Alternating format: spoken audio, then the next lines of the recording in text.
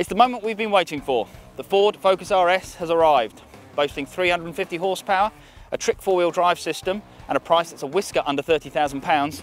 It promises to be 2016's high-performance hero. But how does it compare against two key rivals?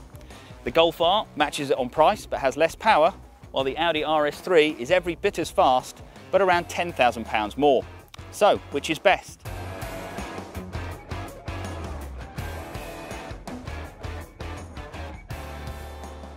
So, just how good is this new Focus RS? Well, initial impressions are, it's very good indeed. The 2.3 litre four-cylinder turbo puts out around 350 horsepower, and that means this Focus is very fast indeed. And it's not just how fast it goes, it's the noise it makes. You get this lovely growl and then lift off, and there's these pops and crackles through the exhaust. It's kind of childish, but it's quite fun. But the main reason this Focus is so good is the handling. And that's mainly down to the special four-wheel drive system that has it's effectively a torque vectoring unit, but at the rear. So the differential sends torque to the outside rear wheel as you go out of a corner, and that just pivots the car round. And it means you've got this terrifically stable and trustworthy turn in. So you come to a corner, turn in, and the front just feels glued to the road, get on the throttle, and the rear is pushed round. And it gives the car incredible agility. It's remarkable. And it means the car feels more nimble, lighter on its feet, and kind of you can engage with it more than the other two. I mean, in effect, it's no faster across the ground, but it's just more fun. And there are other things as well. The brakes, these Brembo brakes, have great progression on the pedal, and there's decent feel, but they're also very powerful, and you've got this nice snickety gear change. It's just a little short throw, very mechanical and precise. And as a package, it's just everything you expect from a fast Ford. It's hugely entertaining, great value for money, and very loud and very fast. It's not perfect though, because the ride, even on these smooth Spanish roads, in the softest damper setting, the car's just fidgeting a little bit. It's not uncomfortable. I suspect when we get it into the UK, it'll be on the firm side. Think maybe Fiesta ST. There is a stiffer setting which is 40% firmer, and that, frankly, I don't think you'll ever use that in the UK, because even here in Spain, you put it on, I'm putting it on now, and suddenly you can feel every single movement through the car. It's just too firm. On a racetrack maybe, but on the road, I don't think so.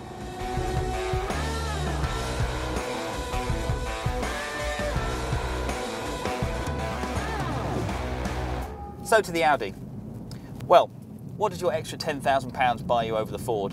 Well, it certainly buys you a better interior, because this just feels a much nicer place to be. The materials, they're even better than the Golf. Everything's soft touch and it feels beautifully put together. And there are nice little touches like the suede finish on the steering wheel, and you've got these aluminium surrounds for the vents and the gear shift paddles. The extra outlay also buys you what is possibly one of the best engines on the market at the moment. This 2.5 litre 5-cylinder engine, it's an absolute corker. Yes, it puts out a lot of horsepower, but it's the way it does it. It's just got big, deep-chested performance, and the noise as well. It just sounds glorious. This one's got the sports exhaust, and when you get this lovely crackle on the upshifts and this lovely gurgling roar that's reminiscent of Audi's old Group B rally cars. However, great though the engine is, it's also the car's Achilles heel, because it's so heavy and it hangs just over the front axle. And it means when you get to the corners, the Audi just feels a little lead-footed compared to the other two. The turning isn't as precise, and you don't have any options mid-corner. It's kind of a point and squirt car. You have to get it slowed down, pointed out of the corner, and just use all that quattro traction and the engine's horsepower to fly down the road. It's very effective, because few cars can cover ground as quickly, but you'd struggle to call it enjoyable. The engine is the heart and soul of this car, and without it, it would just be a bit dull. It's also the only car here that's got a twin-clutch gearbox. There is no manual option. It's pretty effective. It kind of slurs the ratios nicely in auto mode, and then when you put it in manual and use the paddles, you get crisp upshifts and a lovely crackle to the exhaust on the downshifts. But ultimately, it's £10,000 more than the other two. And is it really, really worth it?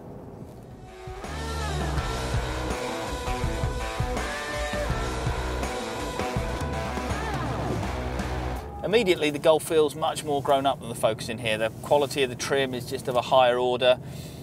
it's quieter, and it just rides along the road with much more composure. It's not as stiff as the Focus. Not that the Focus is uncomfortable, of course. And that's also reflected in the driving experience. Make no mistake, the Golf R is fabulous. It was designed by the same man that had input into various Porsche 911 GT3s, and it feels like it. It really does. In fact, if Porsche were to make a 5-door family hatchback, this is probably what that car would be. The steering is just really well weighted and natural. It's very progressive. And the performance, this 4-cylinder engine, it might claim to give away 50 horsepower to the Ford, but honestly, on roads like this, you can't feel it. This thing is an absolute stonker. It just goes and goes and goes. It pulls from nothing and then just revs, and it actually sounds quite nice as well. You don't get the pops and the crackles and the bangs and the growl of the Ford's engine, certainly not from the outside, but inside there's a sound generator, and it works very effectively indeed.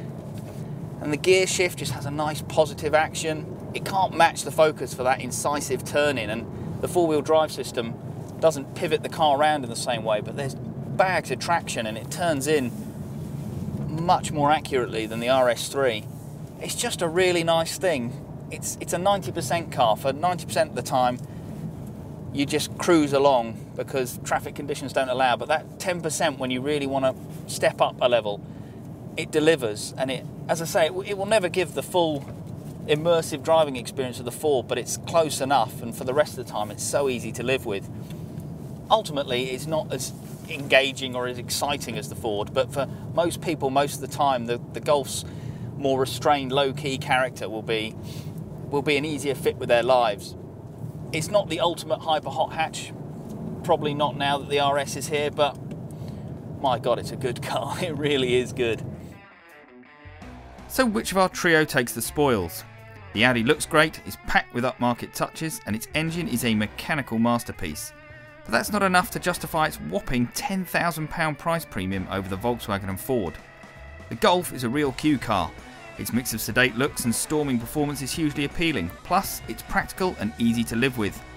But this is a test about performance and driving thrills, and in this respect, the agile and engaging Focus RS is unrivaled.